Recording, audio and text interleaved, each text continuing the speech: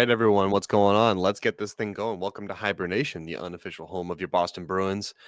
Goose, he joined as always by my crew, the Chavo and Mr. Hadrick himself, Steve and Jack. Fellas, what's going on? Did you see how Darcy Kemper texted Pastrnak to apologize for his bitch move? I did see that. I did not see that. That's news to me. That was great. I guess at the end of the Kings game, Darcy Kemper stuck his leg out. Very obviously stuck his leg out as Pastrnak's going by, and like you can see when Geeky scores, he's like, yeah. Then he turns, he's like, oh shit, something's about to happen, and then the linesman like separates Pastrnak and Kemper, and then Geeky's like, oh okay, and he goes back to celebrating. But it was like for a second he was like killer mode activated. Just flipping the switch, just like happy, then ready to go, then happy again. No, you can see it, like he's like this, he's like, and then he goes. So Jack, what can you describe to me what that mood is? The mood of Darcy Kemper texting Pastrnak. What is that? Are we mellow? Are we vibing? I think we're vibing, man. You know, I mean, Geek Squad is alive and well. You know, who needs Leon Draisaitl when you have Morgan Geeky, apparently? I don't know. I wouldn't mind a nice show. I don't know about that. I wouldn't mind.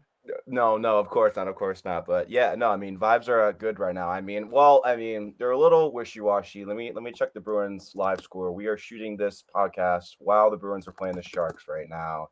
Yeah.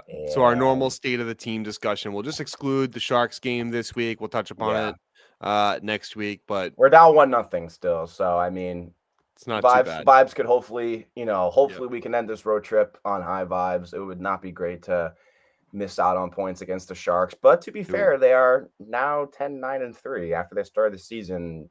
Not that. So I mean, yeah. Well, guys, we got a good show for you guys tonight.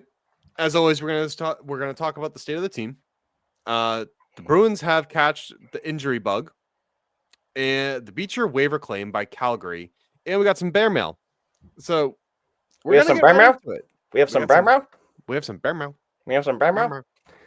I wonder what it says. We just got some bear mail. Wonder what it says. Bear mail. God, we're all adults.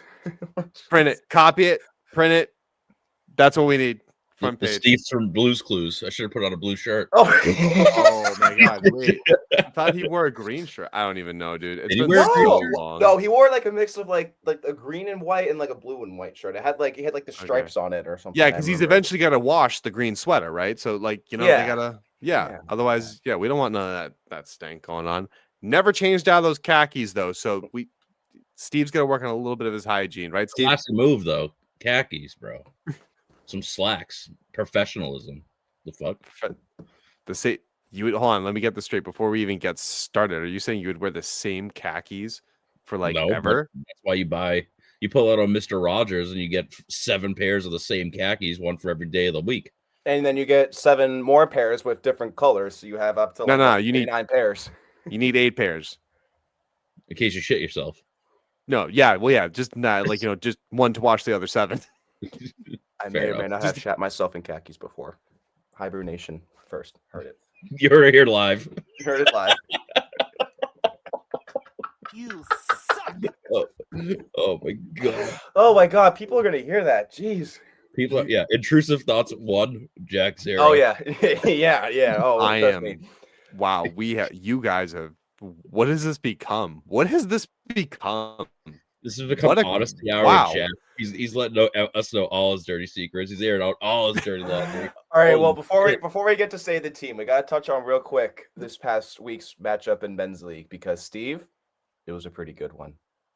I'm glad to hear. Yeah, my team won. Yeah, and guess who scored? And you didn't. I was close. God damn it! Oh. I don't care. I chirped the ever-living snot out of you, buddy. Yeah, I gave it back. It was fun. I don't care. Oh, it was so Dude, Sam, and Jake were on you, bro. It was so fun. Anytime I passed by you, I was like, anytime I passed by you, I was like, that ugly fishbowl, Steve. It was incredible. buddy. You know what? You Fishbowls guys, are usually pretty sick, but his face in it.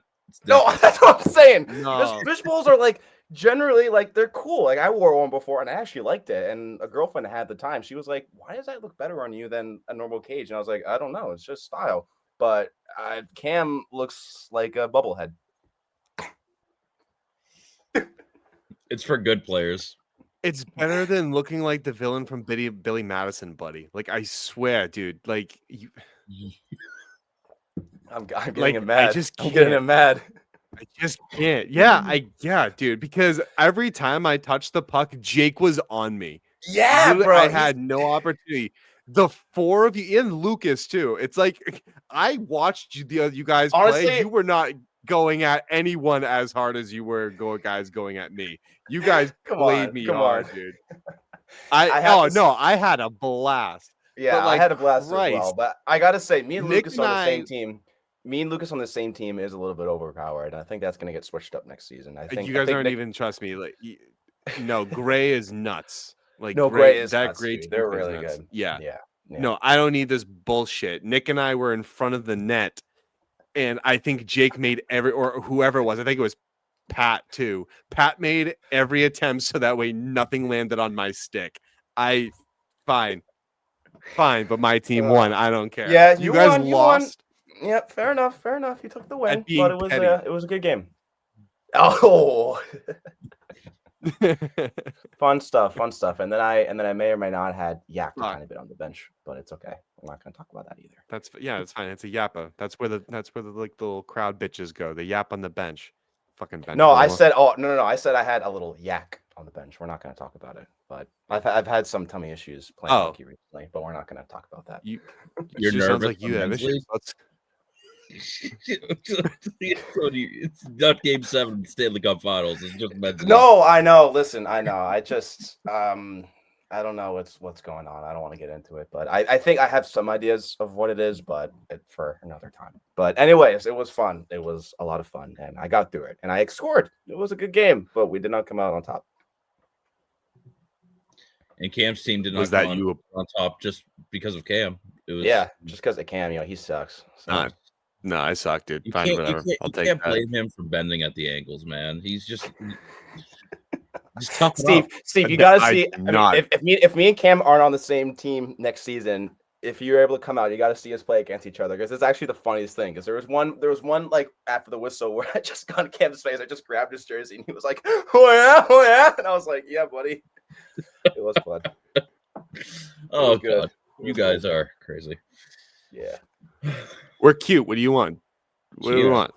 Yeah, you're Well, jealous. Bash I Brothers. heard you look ugly in that fishbowl. No, Dude, it's an ugly cute. It's kind of hard to see me through the fishbowl. I'm all scuffed up, buddy. Whatever. Hey, listen. Your gal, Stop breathing so hard. You won't fog it up.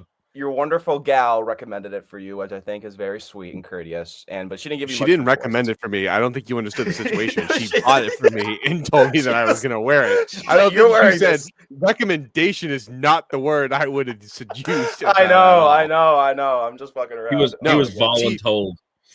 Yeah, she very much said, "I'm buying this, and you are going to wear it." And I said, "You are buying this. I am mostly gonna wear it." Okay. To be fair, you've worn it. You've worn it every game. I think. Well, I mean, the times I played with you or against you since you've bought it, you never, dude. Women know. They just know. It doesn't matter. It just doesn't matter. It just doesn't matter. All right, let's get into some hockey. I'm glad we got to shoot the shit, and I got to tell Jack to suck it. Got some news for the Boston Bruins. You guys probably know this already. Injury bug. Well, yeah, but the Elias Lindholm has been activated to the active roster. And Charlie McAvoy, and he's currently playing. Yes. Charlie McAvoy has been placed on the injured reserve. And more in case you guys live under a fucking rock, Morgan Geekie is second in the league in goal scoring, only behind Nathan McKinnon by 1 goal. Is he actually? I thought he was tied. Nope, 17-16. Okay. Yep. I think that was probably from one of the last games I saw. If you check, unless he scores tonight. Yeah, unless he scores tonight, and then he could potentially tie it. Yes, but as of right now, as of this recording, He is second in the league in goals. That is insane for a guy who is making $5.5 million and That was contract criticized is for it looking every ounce of the incredible. way. Yep. And also for a guy who got benched on the regular basis from Jim Montgomery. At love it. the start of last year, like I remember, like I'd mentioned once on this podcast how I went to a Bruins. One of the Bruins games I went to last year was in Nashville. When I was living in Nashville, it was Bruins Preds. It was very early on, and I don't think I saw Geeky touch the ice really at all. Like I think he dressed, but he was such a non-factor and just a total flipped a script. And it's I mean, it really is impressive. And that contract, looking awesome. Looking great. So far, as long as he can keep it up, it's fine. Yeah. No, he's been on a heater. Scored 2 goals. He scored the opening goal against the Kings, and then he scored the game winner against the Kings. So those are 2 positive things you want to see out of a guy who just signed a contract that many fans had a lot of questions about. So it's really good to see Geeky actually performing to that degree. Who didn't have questions about that? Me. Did I see into the future with Morgan Geeky? Yes. He's good, dude. He's good. God. Just give him a chance. I'm telling you. You know what? I really like. I said that. I'll let you go, Kim. Sorry, Jack. I you're did good, say you're good. that. I did say that Geeky is good. That he's a good player. I just don't know if I would pay him more than $6 million. That was my deal, and we got him under that. Happy. I'm happier than a pig in shit. Okay, it works. What is that saying? You never heard that phrase? You never heard of that pig phrase? in shit. Am I too young? Pig in shit. I think I'm too young for that. Oh, God. We're gonna give you. Don't worry. We'll write it down. We'll give you a handbook. Give me the Millennial Handbook. Wow. Yeah, I think it goes back further than that, but yeah, sure. Yeah, we'll do that. I'm guessing here, guys. Come on. It's all right. It's all right. We forgive you. Probably the whole rest of the world, but I was happy about Geeky the signing. I just don't. I'm not a huge fan of him playing on his off wing, but hey, there he is. He's proven me wrong. What can I say? I'm happy about it. Not mad about it. Yeah, I just saw him as a player with definitely potential upside. When I kind of read the notes and first notes of him when he came to Boston, I liked the numbers and consistency he was starting to put up with Seattle, and I feel like he could fold in well with us, and he's just proving that. So, yeah, it's a matter if he keeps it up. But I mean, great stuff. Couldn't agree more. I don't think the Bruins are where they are in the standings without him. Not to say that they're, killing it. The points are extremely tight in the East right now. Let me pull up the standings real quick. We kind of checked that per. They're it's in so the tight. first wild card spot, if I'm not mistaken. Yeah, so I just want to look at the East as well because it's insane. It's close. Top to bottom is pretty close. Within probably 3 or 4 games, I would say. And this only a quarter of the way through the season, that's pretty massive. And, right now the Bruins are missing key guys. I mean, they did just get Elias Lindholm back, but, being out Charlie McAvoy for an unknown amount of time. He had facial surgery. We don't know the extent of that. So there's that piece to it. Victor Arvidsson, I think it was deemed week to week. The last I read about it, that could be wrong. Middlestat, sure who is week. Was that Steve? Yeah, I'm pretty sure it's week to week. Yeah. And then you're out Middlestat, and I believe that's also for an unknown amount of time. Like I guess it was originally listed day to day. Now it's uncertainty. I don't know for sure on that. And then Harris is month to month because he had issues. I think it was an ankle for Harris. Yeah, I'm looking at the Atlantic right now. Real quick, Cam. It's really an interesting story. I mean, thankfully our Maple Leafs are at the bottom, which is nice in the Atlantic. But it goes. No, we don't want that. It's the pick is top 5 protected. I'm happy. You're right. Get Actually, the 6th overall pick. Yeah, that is a good point. But it's just at the bottom of the standings doesn't mean they're going to get. I just the point differential and how close it is. It just seems like every year the East is getting more and more tight because it's getting more competitive. More teams are catching up, and it's just the margin of error is just shrinking so much. It literally goes Maple Leafs 21, Sabres 22, Florida 23, Montreal 25, Boston 26, Ottawa 26, Tampa 26, Detroit 27. Like, again, it's very early on in the season, but it's just I find that very interesting, and I'm interested how it's going to shake up. But yeah, especially for the Leafs as well, because we want a good pick. But like, yeah, I always like to kind of look at the standings when we're talking and see, and especially in the Atlantic as well, because it's really tight, and you have 3 teams tied with 26 points right now. So it's definitely worth looking at. But yeah, Toronto, man, 9, 10, and 3. That is tough. That is tough.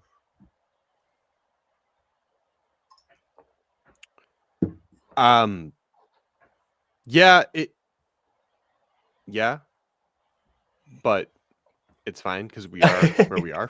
I don't know. You kind of caught me in a bad moment, dude. I was just like, I don't even know what you were saying. I was all confused for a moment. That's okay. No, that's it's okay. fine. I was just kind of rambling a little bit, but yeah. No, the points are tight, and we have some significant injuries, and it becomes now we have to face a challenge, right? Like McAvoy could be out a couple months, depending on the severity of the injury, and how is that going to play into their record? So, just genuinely talking about the state of the team here, missing those players is going to be hard. They're going to be hard to replace. Definitely. Right now. Definitely. A good turnaround is that the power play is a massive improvement. They're now 26%. Or about that is an improvement. So, but again, it's a reverse of fortune too, because at the start of the season, the penalty kill was phenomenal. Now the penalty kill it's okay. Yeah. So it's kind of like give and take here, but also the Bruins are the most penalized team in the league. And it's not close. It's like by 12 penalties. It's pretty significant. Yeah, and it's been a problem since last season. I think just in general and recent too. But yeah, you gotta. I mean, if your power play is doing good, then yeah, I mean, maybe your PK is gonna slip a little bit. I think it is kind of give and take. I mean, you kind of want both of those performing as best you can. But yeah, what do you think, Steve? The injuries are a killer, to be honest with you. I feel like there's been this defensive end issues all season, and the hit to McAvoy, right? Like that, him being out for an unknown period of time is like he was just starting to get his gears going as well. I mean, he was playing some really good hockey. I mean, I think in that Montreal game, he's probably playing some of his best hockey. And then, of course, unfortunately, he takes a puck right to the face, needs the facial surgery, out for undisclosed amount of time, which is probably, I mean, a few months. If they want him to come back by Olympics, that's at least a 3 to 4 month timeline. I mean, give or take. So exactly, and or does he even lose the spot on the Olympics because he's injured? I know, yeah. Right? That's another thing that can happen. They go ahead. They did come out and they did say that they would expect McAvoy to be back for the Olympics. Yeah, it was Emily Kaplan. February, right? I mean, that's still, but how many games is he going to play with the Bruins before the Olympics, right? Like that's kind of the up in the air question, and especially since you're injured up and down the lineup, it's going to be a tough stretch of hockey from now until probably Christmas.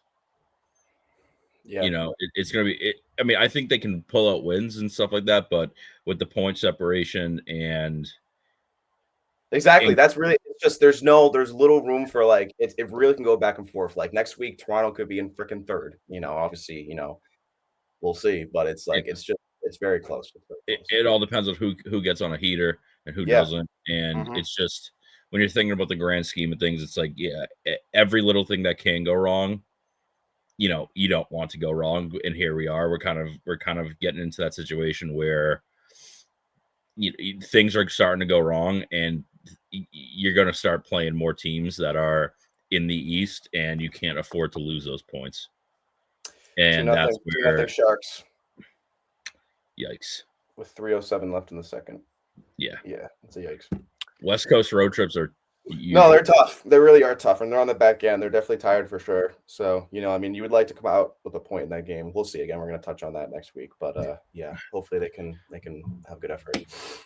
Yeah, I mean, they started off good at least, but we're going to talk about that next week. But I mean, it's just like those injuries are adding up, and when you're getting into tough stretches of games like we just talked about, you can see what happens, right? So I think it's relevant because you want to come away with a point in this game at least. Yeah, at least to make to keep up on pace with other teams in your division.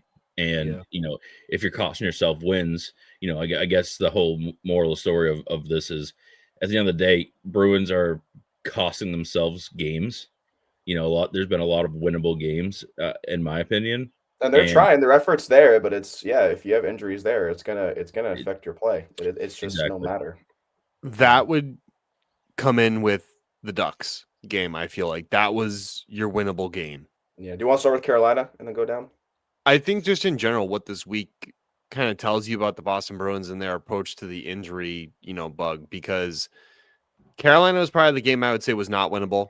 You got outclassed for the most part of that game.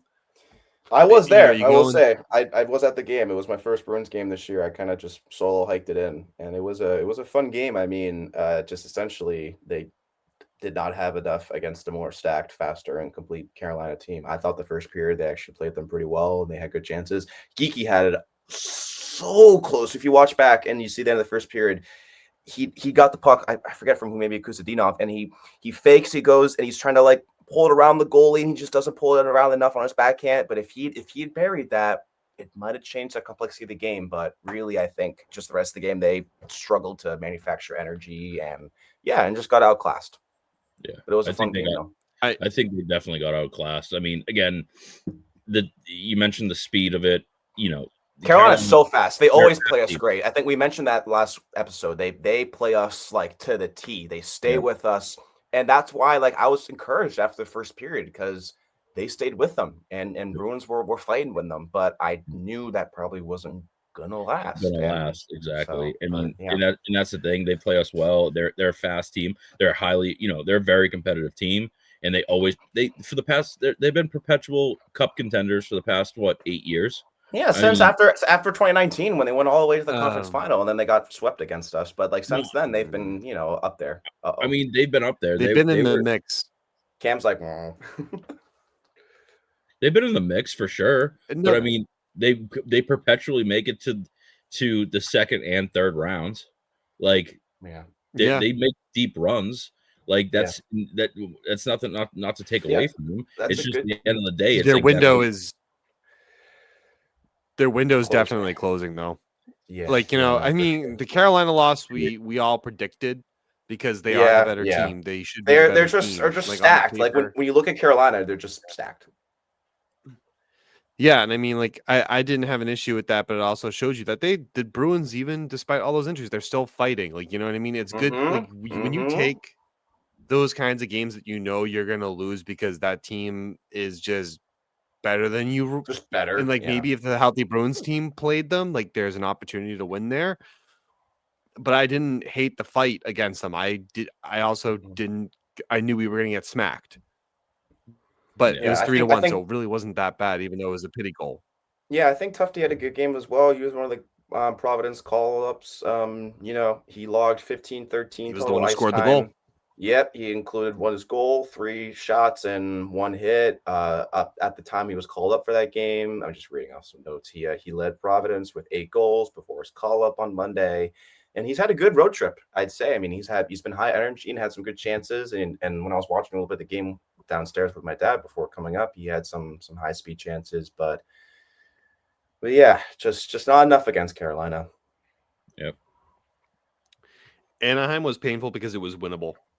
Again, one of those things where it reminded me of the first game, and it was just painful to kind of see. And I'm just sitting there. I'm like, dude, you're right there. You're right in it. And defensively, it was just not good enough. Yeah. It wasn't. It's one of the notes I have. And I know you might have a bone to pick with Corpy for that game. I thought he did okay. He made 29 saves, but But yeah, I don't know. What are your thoughts on that? I think Corpy just sucks in general. Like he is bad. No, Really? genuinely. Really? He's bad. He's been Okay. bad this season.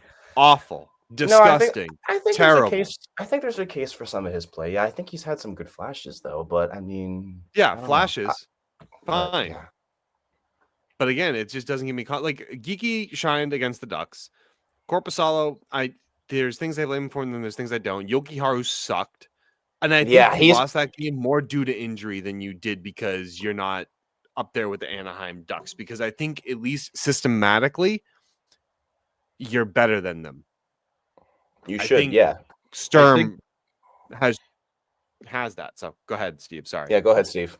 I think with the injuries that happen, again, like my point, it's just down the stretch, you got all these injuries and you're giving up winnable games. And there were some really bad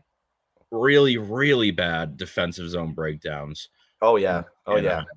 And it was you let Racco Gudis score. I had him in my notes. Racco Gudis, you. I mean, like for real though, it's just like there was some bad turnovers, bad positioning, bad plays. A lot of picking up on the open guy. There wasn't a lot going.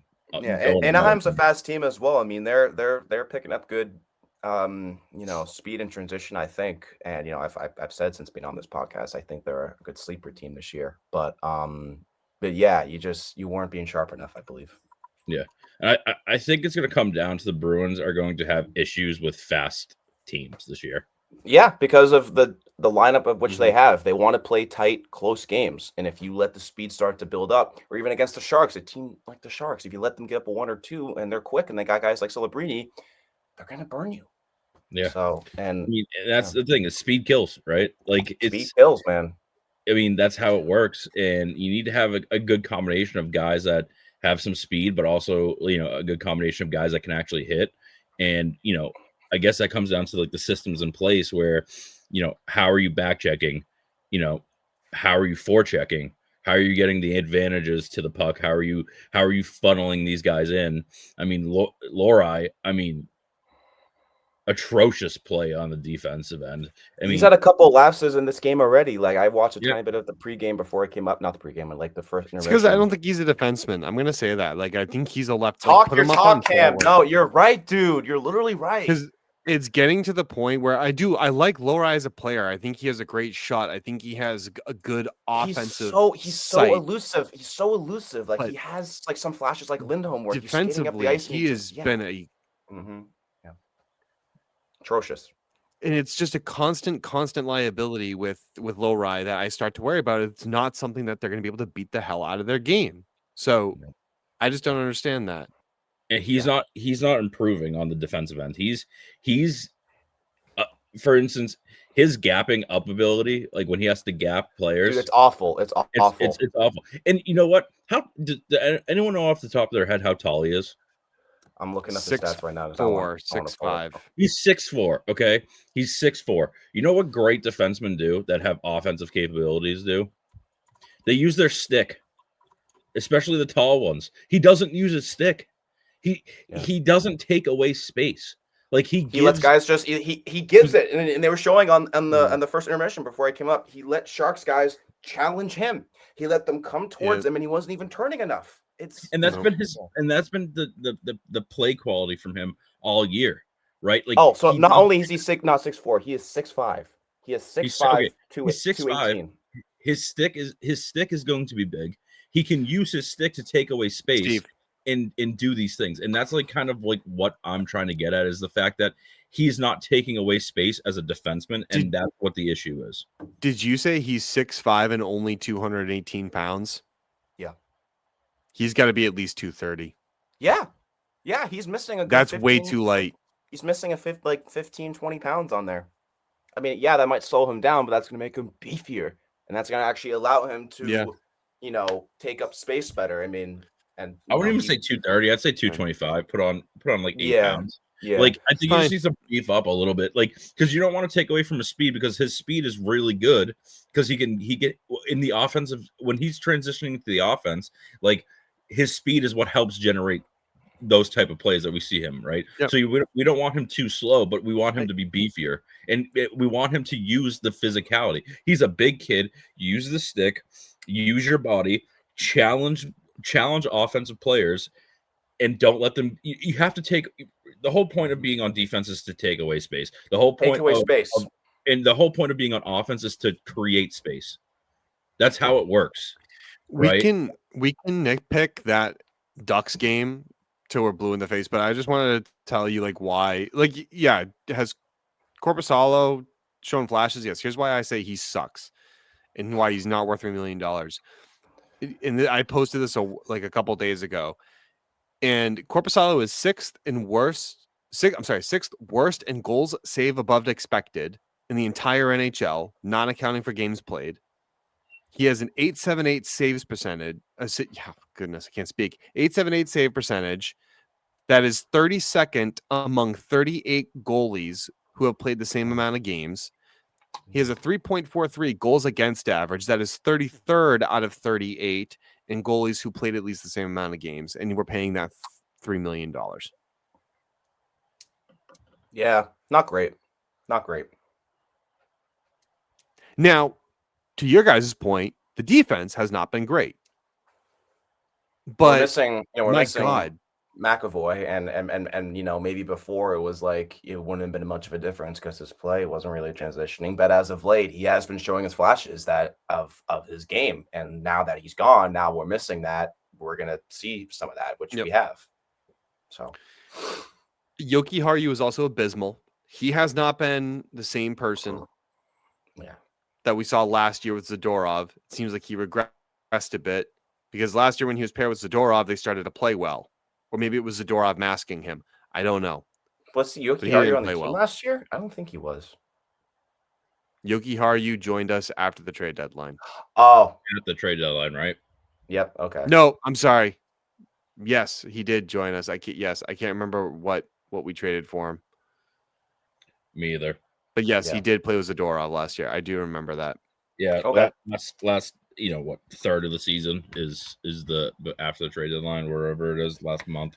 Yeah, it wasn't much. It wasn't much though, because I don't honestly remember, but I haven't looked. Yeah, so it makes sense. But either way, no, he's had some really rough lapses. There was a game earlier this season. I think it was against Vegas, or I think he let like Carlson or something just walk right in and just buried it. But that's just one of his lapses and mistakes. So yeah, I mean he has some good offensive potential as well, but yeah, not great.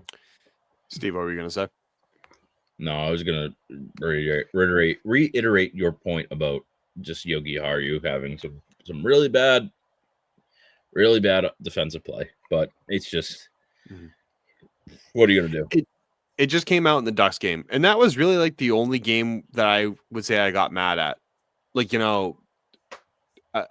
we're doing this, and instead of watching the Starks game, so we'll be watching that later, and talk about that as part of next week. But and then we go to the Kings, which was just for me, it was a bit of a snooze fest, and but it was a good defensive game. I thought it was a good response game. All hail the Geek Squad. That's all I gotta say. That was some of my notes right there. All hail the Geek Squad. Amen, dude. Amen. Geeky got the game opener and the game winner, so I'm more than okay with that. I'm very happy with that. But I thought the Kings game was a good defensive response game that the Bruins needed to have. Offensive response was not great, but the defensive one was good.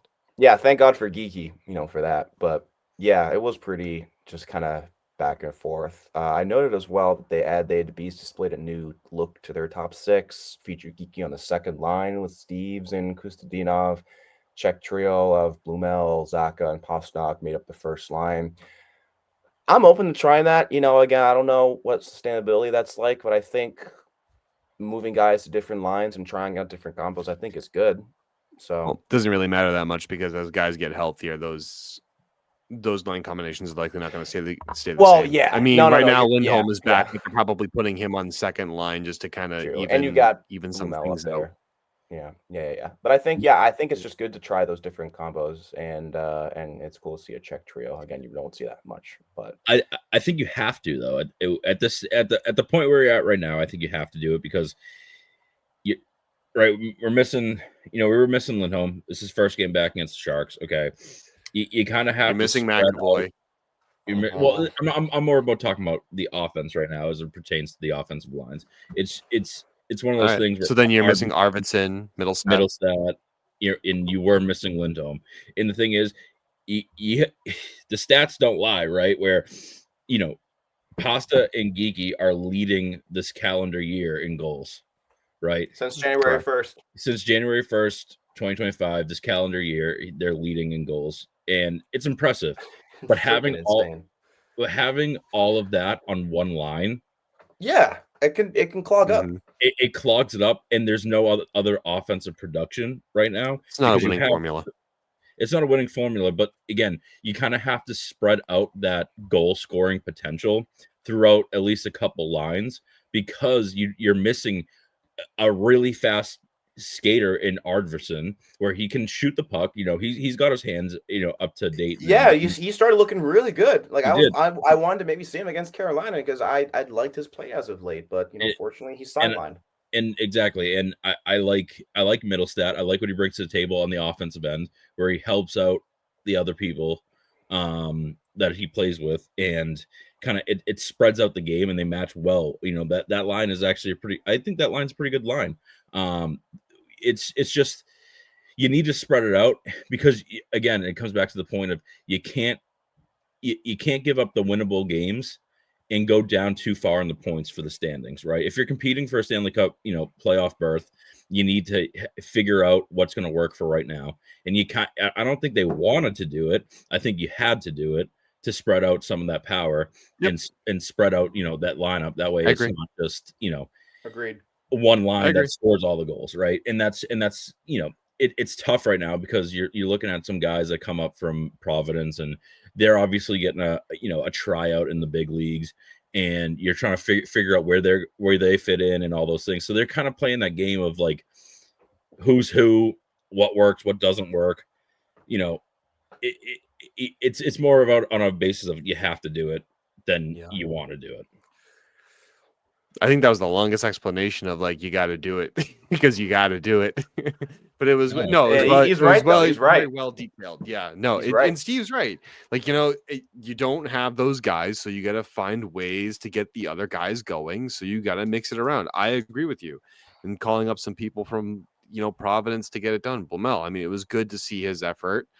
Tufty got the goal against Carolina.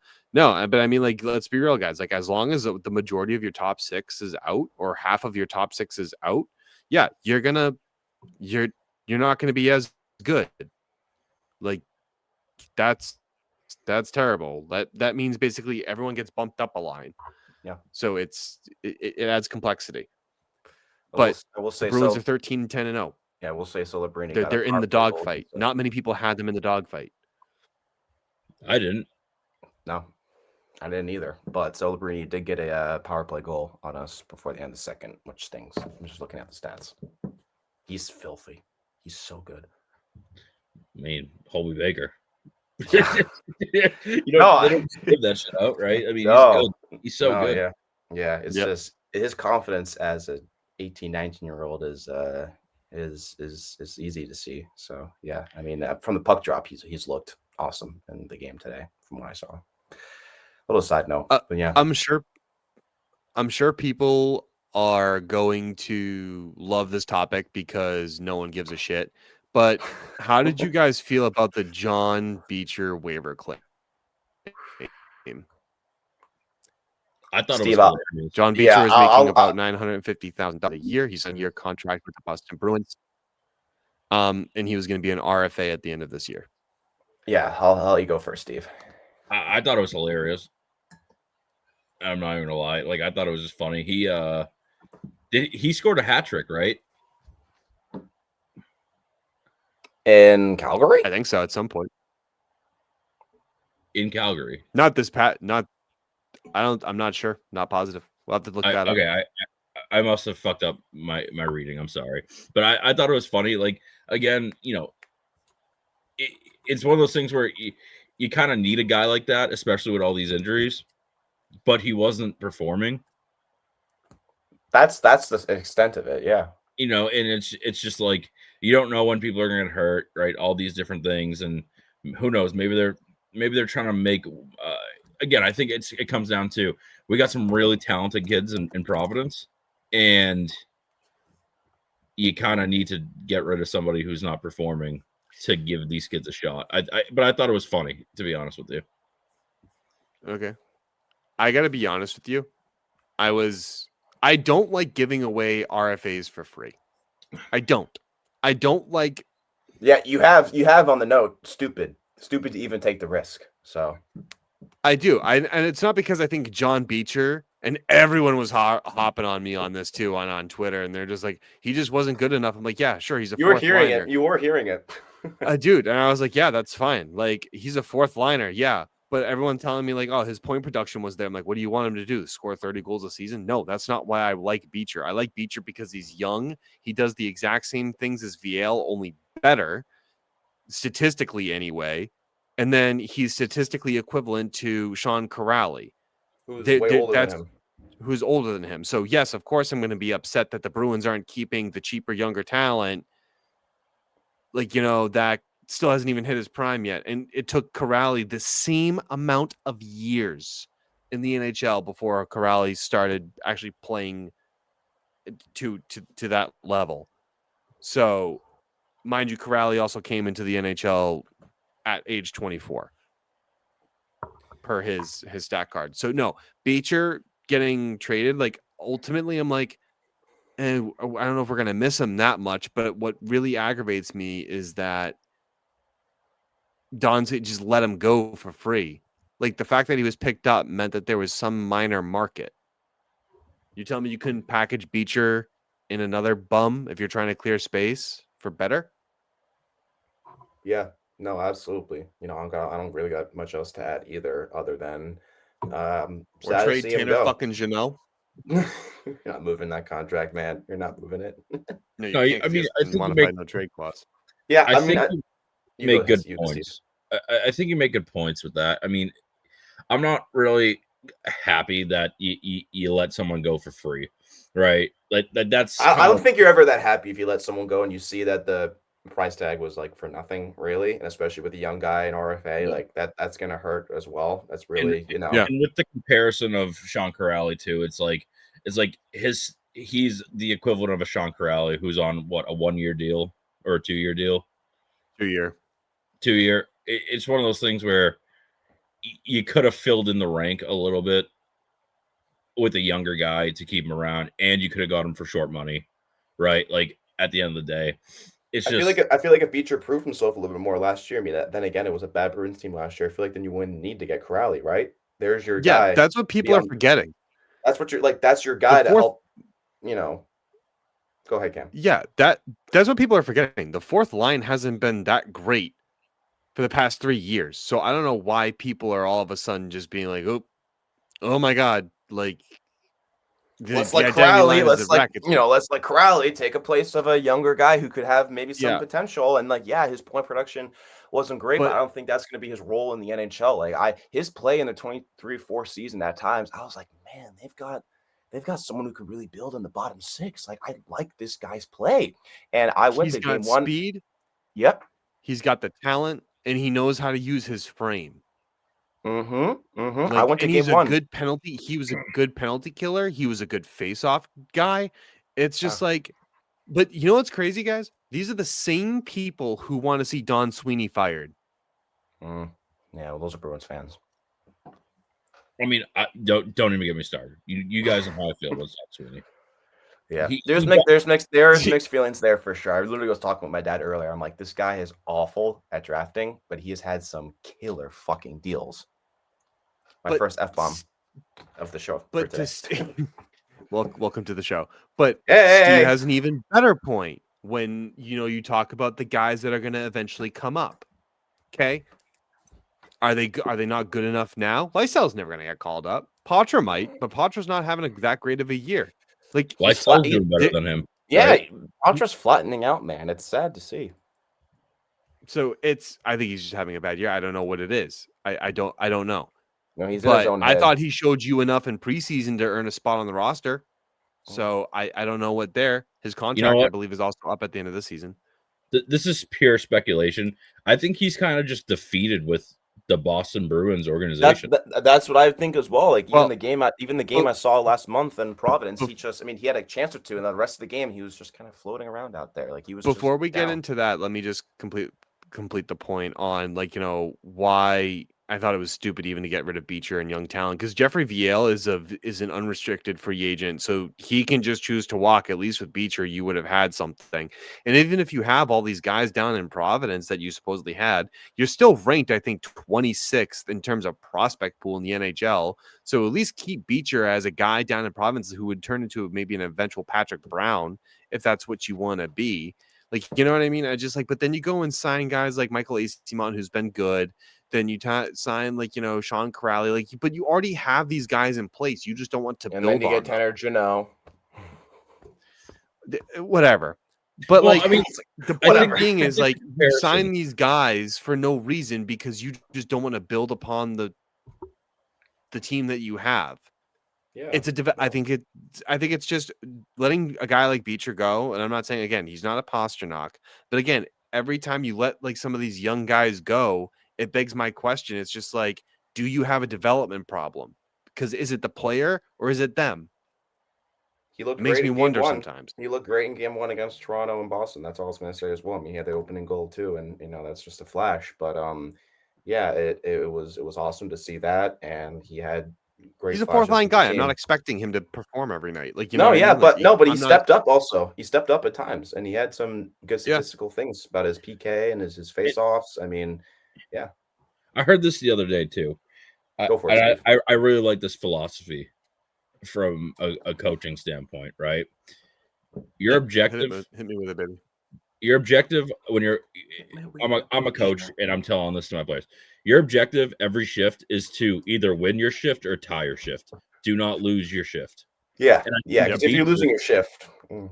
I think Beecher is one of those Jack guys. lost all of his shifts against me. No. We're done talking about your dumbass men's league. You got your it's all right. We're done with it. I think Beecher's one of those guys where he wasn't really losing a lot of shifts out there, especially against other fourth line talent, right? I think he did his job, and you let him walk for free, and that's why I think it's funny, because it's just another instant of Don Sweeney's incompetence, and that's just go off on Steve. Go off. It's just complete incompetence, and I think what we're talking about with Cam, to your point with your development issue, the fact of the matter is we have a systemic organizational problem where your president and your GM refuse to bring up guys who actually have potential and refuse to let these guys develop in the way that they need to. That's it. End of rant. That is the most perfect music to go behind a rant ever. It's just us. He's like, you just kept going. That was so awesome. I mean, tell me I'm wrong, though. No, Steve, you're right. You're right. Because if you ask a lot of Bruins fans as well, they're going to say the same thing about the development issue. And it's like, is it the player or is it really the upper people who aren't doing the job? Because who was the last guy that they took from the draft to turn into a star? Pasternak? Pasta.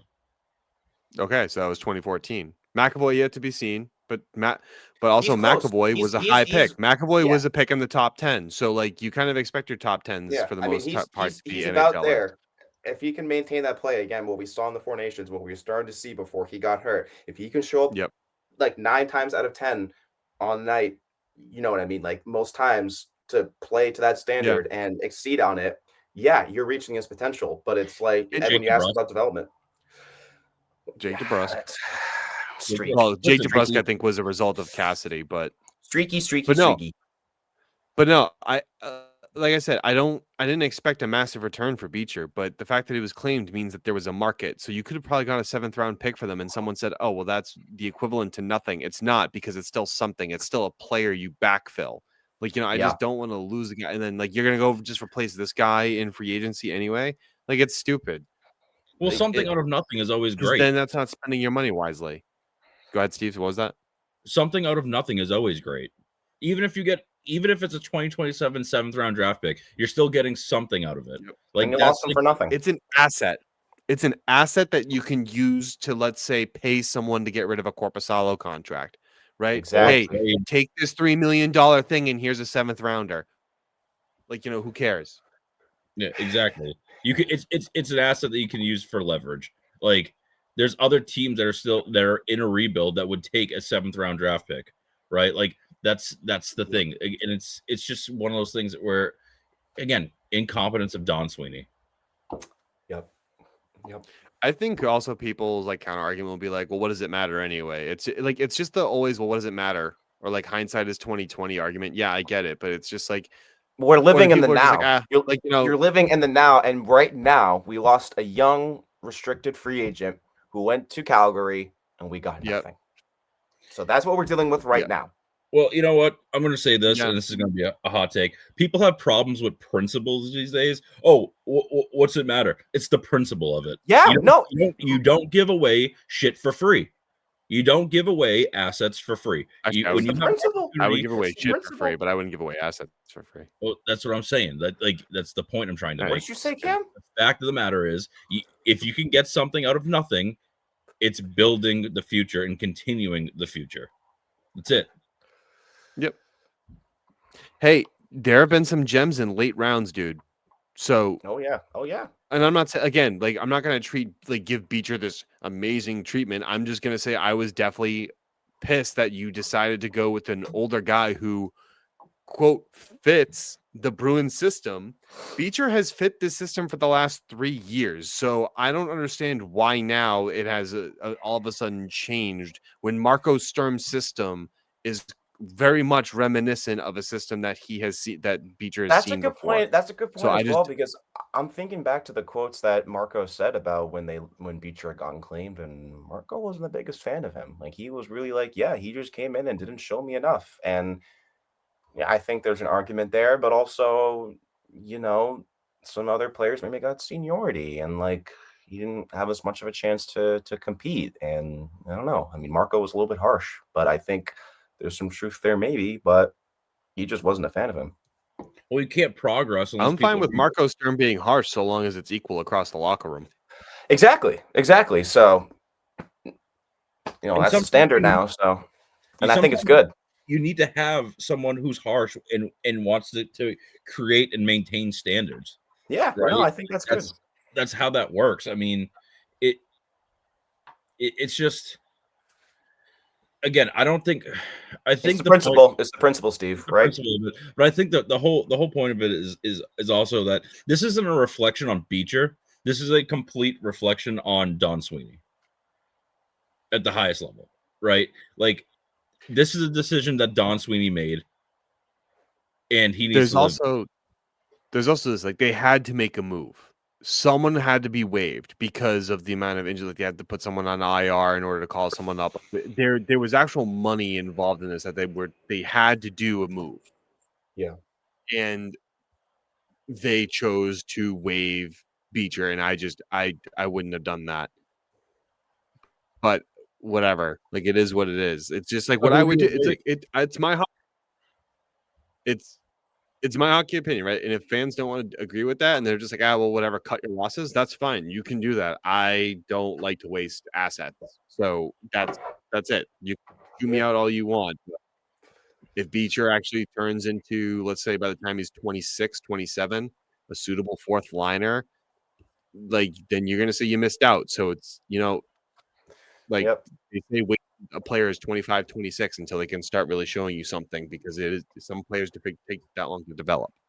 Yeah. I know unless you're like a top pick or a Macklin Celebrini, you're going to need a few years to have that development. And McDavid, like, you know what I mean? Like, yeah. Even a Bedard. Bedard's having a good season right now, but it took him 2 years to get into his groove. It took him. It took a really bad sophomore slump, and for him to become embarrassed on the ice a few times last year, for him to really kick it into gear and be like, "All right, I'm going to enact revenge on y'all." And now he's out there nasty and smiling at guys after the whistle and like trying to get in their heads, and he's just ripping shots and stuff. So it's working for him. But let's just reiterate though, guys. Like we're not saying Beecher because someone's gonna say this, I bet you, and they're like, "Oh, well, Beecher's not either of those players." Like that's not what we're saying. We're just saying some No, players, it's even stars, take time to yeah, develop. yeah. Yep, And that's it's exactly it. just a matter of that he was claimed and for nothing, and you let RFA go for nothing, and yeah. Cam, Yeah, correct that's me what if I'm this. wrong. I Yeah. think the biggest issue with this is that he was a restricted free agent, right? That's my problem because you can't Okay. retain VL's rights. You don't have rights to VL. So if Beecher did get better, you lose now. Like you had the ability to be able to retain him under restricted rights. Now you just sacrificed that, and I just feel like it's either gearing the Bruins up to go make a offseason push. Maybe that was a subtle message as well as a financial move to be able to call up a player that, hey, the Bruins might, sell. It like I don't know. He knows more about it. Only Don Sweeney can answer for that. But yes, the biggest issue for me was the fact that you let another RFA walk for free. Okay. Should we move? To Even though Zaka? Oliver Wahlstrom sucked here, he was an RFA, an asset. He's 24. Stick him in Providence, sign him for a cheap deal. And if he doesn't, or maybe he didn't want that, then whatever, then move on. And guess where he is now? The minors. So, oops. Yeah, let's move on to some bear mail. And then we Bear will mail. do our season, not our season prediction, our weekly predictions and our big bad Bruin, and then we will close out. So a wonderful fan had submitted a question to us, and Jack ran away. Jack is I'm back. here. I just gotta plug in my computer. She's gonna die soon. She. Anyway, ooh, Why boing. why are you assuming it's gender? And we got a question, and so we're gonna address that today. So the question is, guys, will Zaka be moved? That's one part of it. It's kind of in several questions. It's several sub questions. My goodness, I can't speak today. Will Zaka be moved? And what kind of package would the Bruins be looking for? And to who would they trade him? So 1, will Zaka be moved? 2, what would the return look like? And 3, who are the bidders? That would be. That's a hefty question. It's a good question, though. Yeah, it is a good question. It is. It's hard to answer. Yeah, it's tough because there's emotional ties there, obviously. Because I think a lot of us might say, we'll say, no, we don't want. Well, it's tough. Moved. It's tough for 2 reasons, because they won't trade him if the Bruins are in a playoff spot. Mm-hmm. They still might not trade him if the Bruins are out of the playoffs.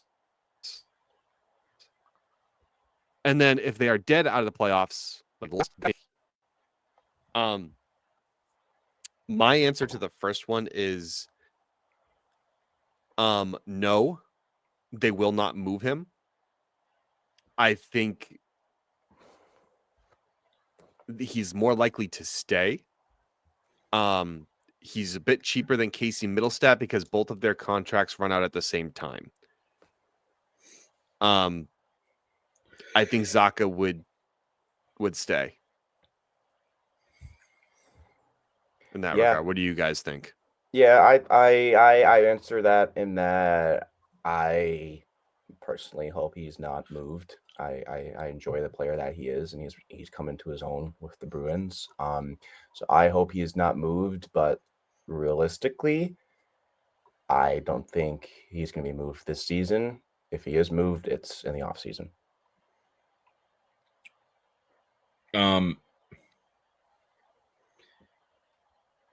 There isn't a direct answer to this question, and I'm sorry to the person who asked it, but I'm just going to give it to you real. I think there's 2 scenarios at place. One, if the Bruins are in a playoff position, they are not going to trade him. If the Bruins are not in a playoff position, they will move him. I think that's what it comes down to, right? I think it comes down to one of those 2 things. One of those 2 scenarios is Bruins in playoff position, they keep him, and if they're not, they will dish him, because again, it's one of those things where, we just talked about giving up assets for nothing. And if Zacha continues to have a season like he's having, there will be some suitors to get to acquire him. I don't think that there's any doubt of that in my mind. I just think that it depends on where the Bruins end up around the trade deadline. And I think the most likely scenario would be a team out west and not in your conference. Because I think the Bruins can appreciate the type of player that Zacha is, and I don't think they want him lingering around in a 2-1 Boston. I just put the game on. I'm gonna just call that right now. I put the game on. They scored, so maybe we turn it around. But there's about 9:58 left in the third. We'll see. So you're telling me there's a chance? So you're telling me there's a chance? Exactly. There's a chance. But back to the original point, I do think that they're not going to trade him in the Eastern Conference. I think he's going to go out west somewhere. Oh my God, I was working geeky. Well, he is tied first in the league with Nathan McKinnon. There you go, guys. Here we go. Let's go. Let's bump it. Bump it louder. Holy cow. Oh my God. No, Steve. He can't not score. From my understanding, Steve, so you don't see him moving, but if he does, it would be to the west. As the playoffs stand right now, I do not see him being moved right now. And you know what? You can go back to a few episodes ago. I did say that he probably would get moved.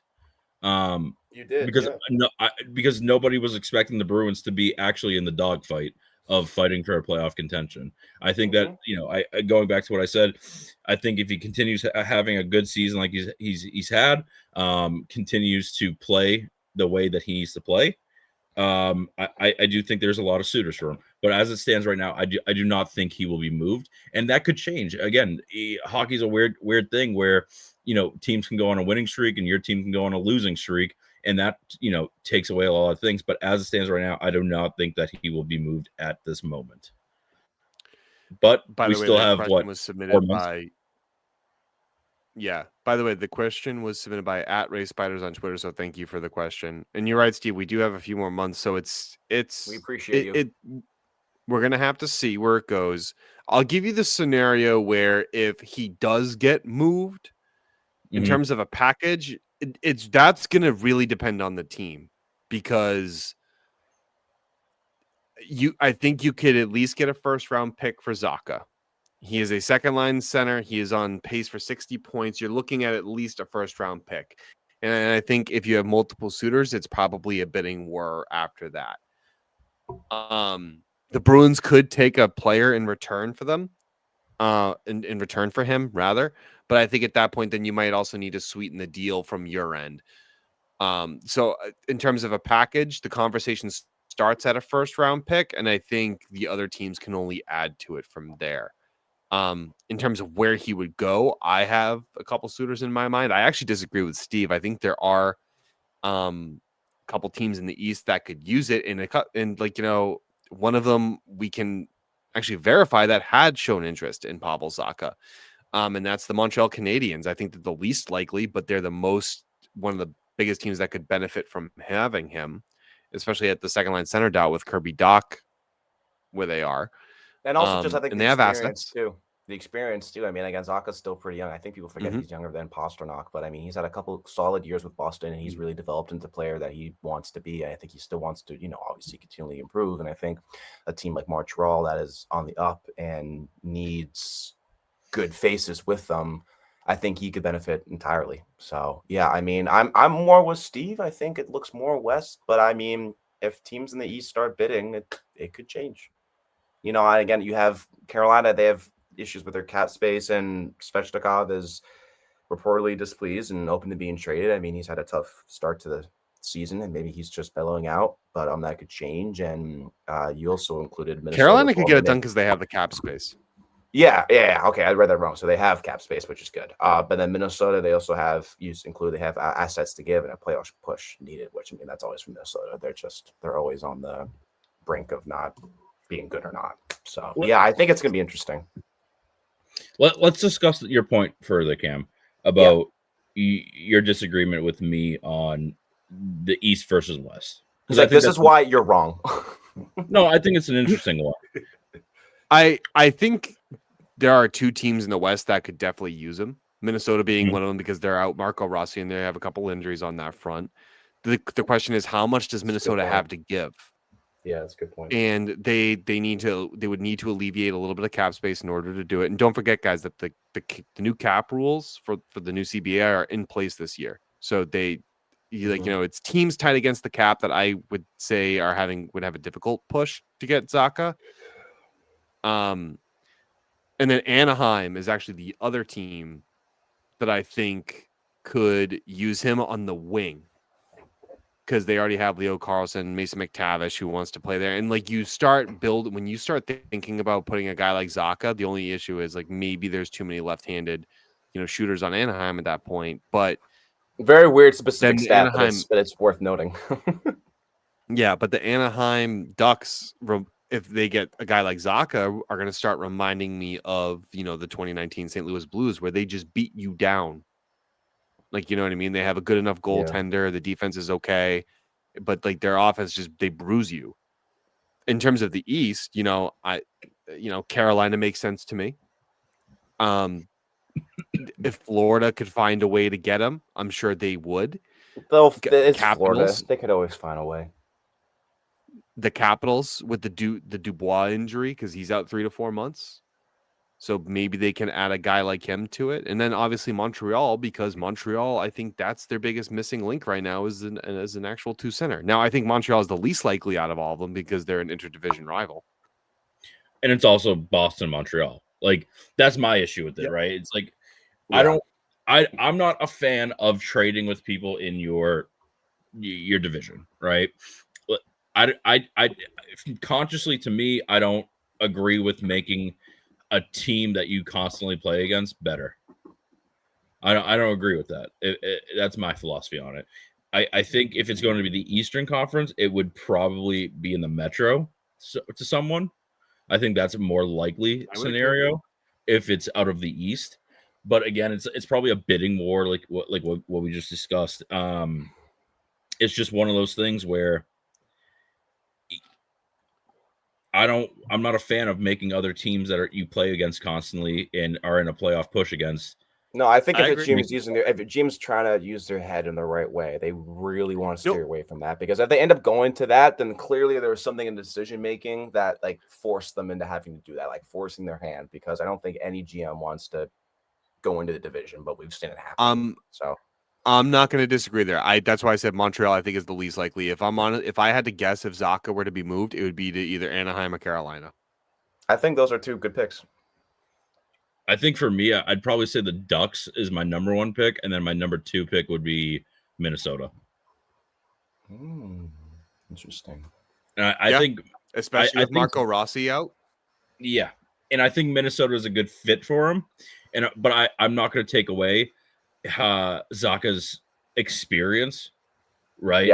Yeah. Being added to a younger team where a younger team might not have the hockey IQ of a more veteran team, right? And that's kind of a toss-up if you go to Montreal as well. I mean, again, they're young and they're kind of starting to prove themselves still, so there might not be as much security there, and also again in division. So yeah, and honestly, Bruins Habs rivalry, right? We're not going to trade with them. So I mean, it's like Celtics Lakers trading with each other, Red Sox Yankees trading with each other. It's not going to happen. It's just really not going to happen. But no, I do. I agree with you, Steve. No, I 100% agree with you. But Montreal is actually the team that has kicked tires on Zacha. That was I understand. Yeah. But in order for that to happen, happen. Both teams have to agree, and I don't think Don Sweeney's going to let that happen. And that better be a good return for him. Well, that's the thing. So, if it is going to be a team like Montreal where they are in your division, if you're doing an interdivision trade, you're going to need to overpay, because basically what you're giving up is you're admitting that I'm going to give you this piece and I'm going to make you really hard to play against. So, not that I'm saying Zaka's going to be like, Gretzky or Lemieux or anybody like that. Like, I'm not saying any of that because he's not. He'll be a benefactor. He absolutely would be. Yeah. He would. And he has he has pretty high IQ. So his hockey IQ is up there. It's honestly, it was proven. Well, no, it was starting to see flashes before. Then once he came to Boston, that was the thing he needed to help solidify it. Because he got to come in. The season he came in was with the 2022-23 season. We had Bergeron, we had Krejci, we had Coyle, we had a bunch of it was a super team, obviously. But I think that was a good test for him to see what he could work up towards and what he has helped to maintain or standard to maintain. Obviously, he's not either of those players, Krejci or Bergeron, but he definitely learned from them regardless. But yeah, but it goes back to the original question, for everything that will he ultimately be moved, because that determines everything else, right? So no, I just don't think so. I think honestly they would rather move a middle stat, because then you have to think about what you want to trade Zaka for, right, guys? Like, do you want a pick in return or do you want a player? And you ideally want to give him to someone that will, where you don't have to kind of take salary back, right? Like, if you're going to trade a guy like Zaka, you probably want to give it to a team that has the space to do it. That way, you also don't need to retain anything. So, you are literally. I think that's a good point as well. Yeah, I think that's crucial. If I'm giving away Zaka, I'm not retaining. I'm not trying to add anything to sweeten the deal that is too outrageous. Like, you know what I mean? I'm not going to give you Zaka in a 3rd round pick for your 1st round pick. No, the conversation starts to add Zaka with the 1st round pick plus, and then you and I can work out the deal after that. Like, I just think you're selling him. You're not bargaining him. Yeah, exactly. You're a seller at that point, and it's a commodity that someone has to buy. I think, but to your point about where the conversation starts, I'm going to rephrase what you said. The conversation starts with a 1st round pick and full retention. Yep. Sorry. Yeah, you're right. I probably should have added that in there. Yeah. And that's kind of the important thing. I mean, full sell. Yep, full sell. Yep. Like, we don't want more year after this year. Yeah. Yeah. And you know what? I think if the Bruins were down bad, I think that I think they would have moved him, because I think it would have been unlikely for him to want to stick around at the end of his contract. And again, it comes back to getting something out of nothing, right? When you have a player that's eligible just to walk away and sign wherever he wants, I think you either dish him and make him a quote unquote loaner for a year, and then it's the other team's problem to retain him, or he just walks away, right? That's kind of where it gets going on that one.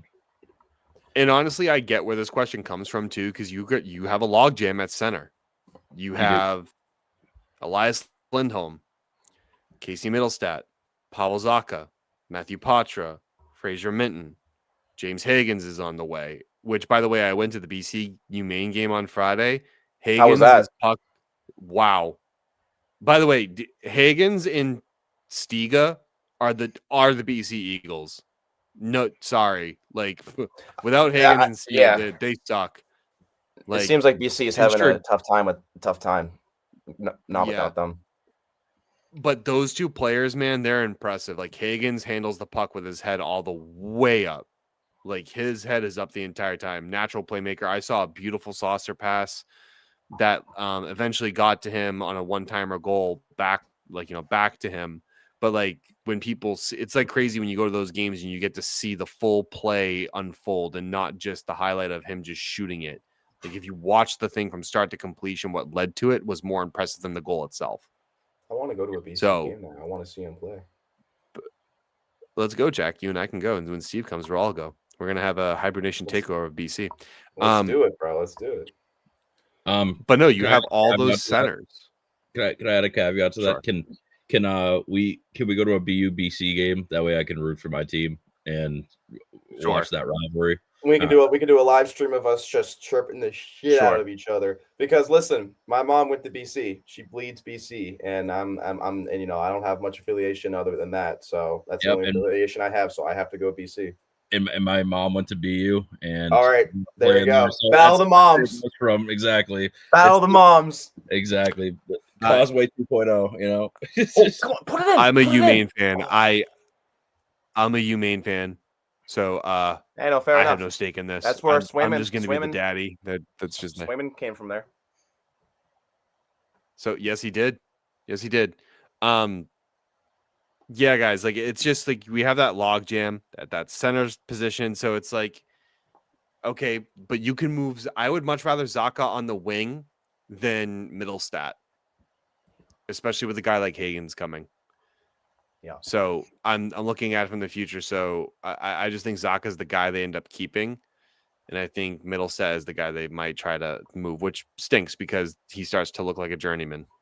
I don't know. I don't know about that because the line the perspective line of Pasta, Geeky, and Hagen's is kind of like at the forefront of my brain. I'm just like, ooh, that'd be pretty fucking sweet right now to watch that. Because you've got Hagen's the playmaker, Pasta sniper / playmaker Hagen's can learn from, and you've got Geeky who's just has the hot hand, and hopefully that continues. That could be a killer line. I'd actually rather have Zaka, Hagen's, Pasternak because Zaka will protect Hagen's. Then you have Lindholm, Geeky, and then again you still need a second line left wing. But if you keep Middlestat, maybe Middlestat because again Geeky is a great shooter, good passer, but Middlestat has great passing ability. So if you find a way to keep all those guys, then your top 6 next year looks already better than it is currently. So I mean, just think about it that way because then you get a great responsible 2-way forward in Lindholm. So on the second line, I'm not trading any of them or whatever it be. Like your top 6 would look really good at that point. And then you're going to have your third line of Jeannot, Minton, hopefully Arvidsson if he stays. Again, speed, 2-way game, hitting, big threat. And then whatever your fourth line will look like, probably AC Mont, Corrali, and Kostelic. Again, your team already looks better from the offensive front. It looks better on paper. Yep. And then your defense is just going to need the work. No, I mean, it's a great question, Ray. Thank you for asking it. Hopefully we satisfied you with our answers.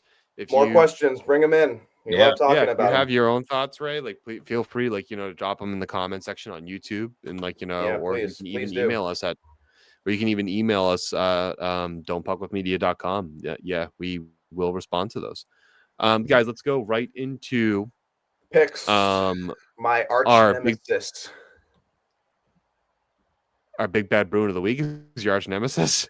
Oh no, sorry. I thought we were doing picks. No, I was gonna say no. Like the picks are my arch nemesis because I can't. You can't seem to stay above 50%, buddy. It's awful. 50%. It's awful. Sorry, no, big bad Bruin. I jumped the gun. Big bad Bruin. Yeah, this is a good one.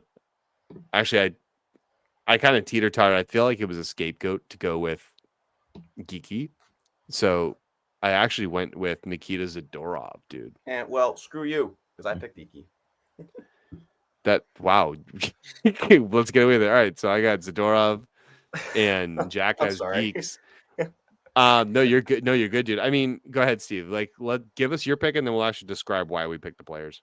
Yeah. Go, Steve.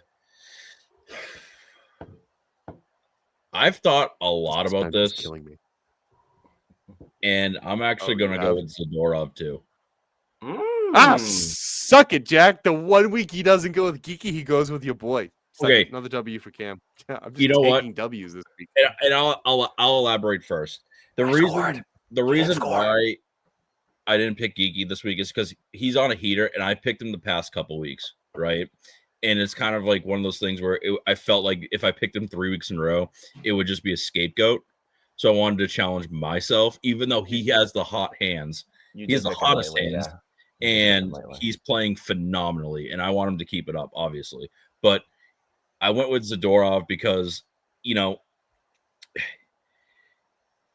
someone has to lead the defense while McAvoy's out. And I think he's kind of stepped into that role a little bit more than usual. And I think that his overall play has actually improved in the past past couple weeks, and I've noticed him, making the intelligent plays, making the right plays on a more consistent basis. I mean, the Bruins are getting penalized at a higher rate than everybody else, and the penalties are really killing us. But I do think that when he's not in the box, him on the PK is really good, and I think he's a really good factor for the Bruins on that defensive end. 3-1 Sharks. Got the empty netter. I agree with you, Steve. Like, for verbatim, basically, actually, with Zadorov, and then, Jack will let you go and defend Geeky, because, I mean, Geeky is a good pick. It's just, for me, it's a scapegoat because he's got the hot hands and he's already impressing me. But I think, I wanted to challenge myself too. And with McAvoy out, Yeah, no, and that's when fair. Lindholm was out, you just saw Zadorov step up. And I think I noticed it more now with McAvoy out. You see him attempting to direct plays. You see him attempting to like yell and get people going on the bench. And I feel like I now, again, not captain, but if he keeps it up, maybe an A. I think he's starting to show that those signs of good, true leadership. Just hopefully he keeps the penalty minutes down. But it's Zadorov for me. Jack, I know you had Geeky, so. No, honestly, that's a great pick, and if anything, I was going to pick Zadorov as well. I mean, he's just so is Geeky. So Zadorov stepped up big. I didn't really think about that we've had Geeky up there on the pedestal lately. And maybe if I had thought about that a little bit more, I would have maybe changed my pick. But I just it's a good pick. I instinctually went with him just because the matter of how impressive it is, and his play has shown. It is. And like I said, I have here, I mean, dude is on an absolute tear and was the deciding factor versus LA. And if he keeps this up, he literally scored tonight. He maybe not 50. He could definitely. There's an argument he could hit 40. Maybe not 50 because he's paced for 50. You know that, right? Yeah. I should know that. But yeah. No, I think he's paced currently for 50. All right, well then, yeah. So I'm not that off for suggesting that. I mean, I think there's a good chance he could hit 40. I mean, if he's on the pace and he keeps it up, he could hit 50. But everything touching his stick seems to be going in, and it's a leading example of, I think, someone else who is buying in. Similar to Zadorov. I mean, he has just stepped up a lot in his play and leadership as well. I mean, you could see last game he did the little like Dairy Queen Selly going through the line. It was because Arvidsson didn't know that they flipped the Blizzards at DQ, like some inside joke. So he's just kind of stepping up with the humor as well, but also just trying to like have good camaraderie with the team and have an example of that. I think that's good to live after. And it's just impressive. It's insane. And he's turning into one of my favorite Bruins. It is a pleasure to watch him every night. Me too. It really is a pleasure, and I think he's one of my favorite Bruins to watch every night now. Yeah, of right now, absolutely. I mean, he scored tonight, so and it's not just because he's scoring a shit ton of goals, right? Like, I think when you boils down, it's like you go from a guy that was being benched by Montgomery, and then goes on a fuck you tear last year and gets career high, and then he keeps it up the next year. He does not stop. He keeps it up. He keeps it up, and also I think he's kind of taken after a Pastrnak, where he's kind of leading by example. Right? Exactly, which is why it's so impressive. Exactly, and that's an important thing for me, where especially on a team like the Bruins right now, where there's not any real leadership defined, right? And you need to have guys who buy in and also step up and lead by example, and that's what's so huge for me. But Geeky's he's really fun to watch. He's a really enjoyable player to watch out there. Yeah, you couldn't have said it better, Steve. Everything I said, you punctuated it even better. It's a pleasure to see. So good picks tonight, gentlemen. Good picks. We will honor them with our banners tomorrow. Let's get into the week. Look ahead. By the way, the Sharks apparently won tonight, so that is a kick in the testicles. So that actually really stinks, but Bruins go 1-3 this week. Yikes! We'll evaluate the game next week as part of it. Oh yeah, I'm gonna have something to say. Definitely. Yeah, but this week we have the Islanders on the island. That's Wednesday. Then we have the New York Rangers on Friday at TD Garden, and Detroit at TD Garden on Saturday. The games are at 7, 1, and 7, all Eastern Standard Time. It's going to be good. At least the boys come back and they'll be able to get a little bit of rest. I actually have a win at the Islanders, a loss for the Rangers, and a win against Detroit. I just don't think the Bruins have performed historically well on matinees, so that's my justification. Yeah, good justification. Thank you.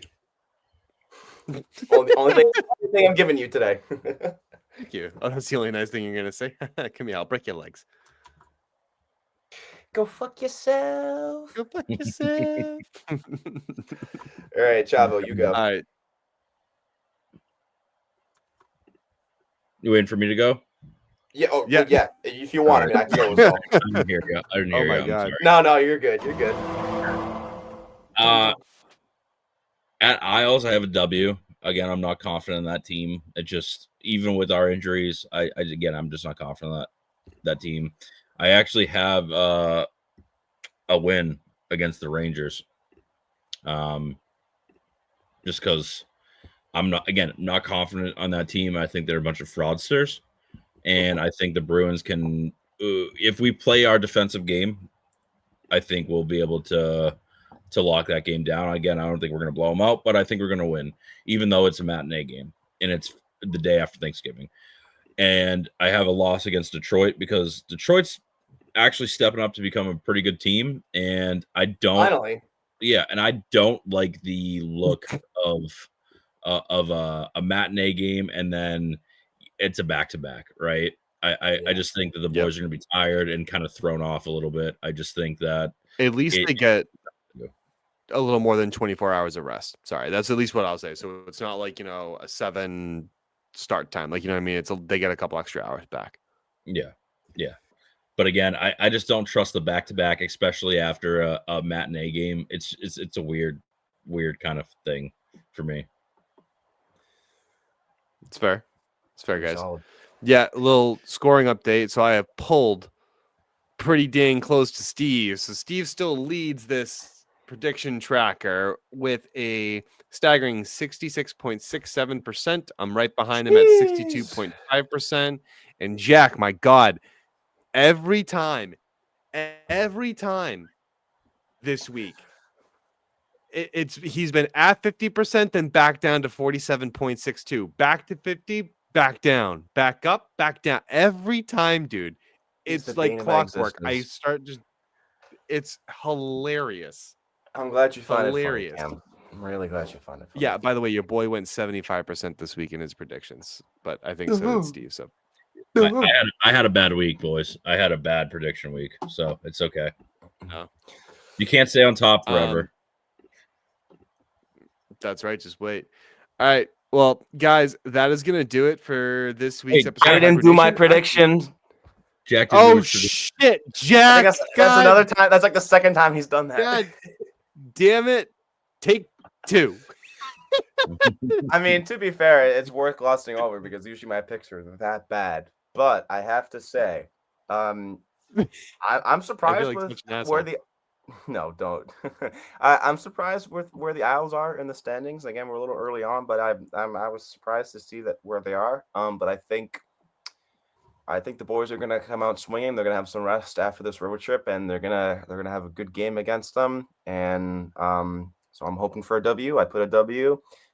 Rangers, even though we don't do great on matinees, I agree with Cam on that. I think they're also booty and kind of fraudulent right now. And if we just play... Go fuck yourself. Jesus Christ. If we just play a good, solid defensive game, we should be fine. They're one of those teams that can get easily exposed, and they're booty right now. So I think we should win the game. You know what, Cam? So, and then against Detroit, they're on a heater right now, and they're really coming into their own. And I think it's and especially after a matinee and a back-to-back, and with the travel, it might affect their system a little bit. And Detroit's just a pretty stacked team right now. So I've got win, loss. Hopefully, I can get above 50% and stay there. Oh, I'm fucked this week then. Jack copied me. I'm fucked. No, I didn't. Oh. To be fair, Steve, I have my prediction up before you did. So you did. You did. But Oh, we'll see. man. Hey, we'll see. Oh, Maybe that's my good. luck will finally turn around, or if not, we'll know if I'm missing next week Well, because the Travo eliminated me. Good luck, Steve. Hope I it need all it. goes well for you, buddy. Me too. I need it. Hope it all goes well for you, buddy. Oh, you're gonna go like 30%, and you're gonna be pissed. You'll be like, "Fucking God. Jack." God, such Fucking an Jack asshole. Yeah, Hurst. such an asshole. If they play hockey, yeah, they should win. Yeah, you know what I mean, Cam. Come on. The Rangers are booty. Yeah, if they play The hockey. Rangers are booty. Djibouti.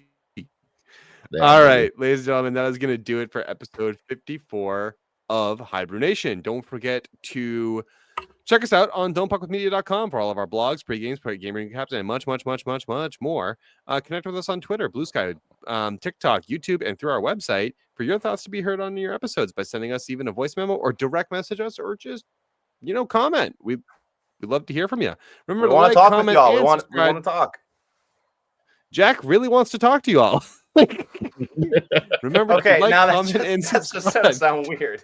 That's just gonna sound weird. to us on all of our platforms. Oh, get me off the air. Ask questions, people. Ask questions. And we hope everyone here has a happy Thanksgiving. We will have an episode next week after Turkey Day. And we will be having a giveaway for some of our subscribers at some point this season, perhaps before Christmas. So please stick around to find out what it is we will be giving away. It is something that is signed. That'll be the hint for now. But until next time, guys, it's good. And until next time, fuck Jack and everything he stands for. Peace. Fuck you, buddy. Fuck you.